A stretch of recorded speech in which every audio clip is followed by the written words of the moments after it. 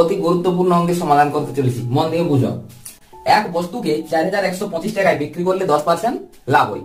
ওই বস্তুর থেকে 18% প্রফিট পাওয়ার জন্য আমাকে বস্তুটাকে কত টাকায় বিক্রি করতে হবে? 10% প্রফিট 10/100, এটা কি আমরা সবসময় সিপি ধরি, এটা আমরা প্রফিট ধরি। তাহলে এখান থেকে আমার এসপি কত হয়?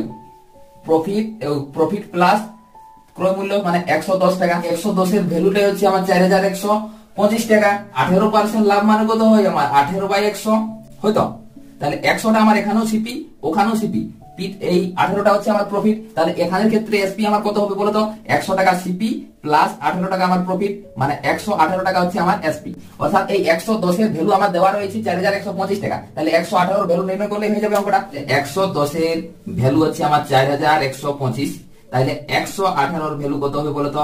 4125 বাই 110 ইন্টু 118, 4425 টাকা।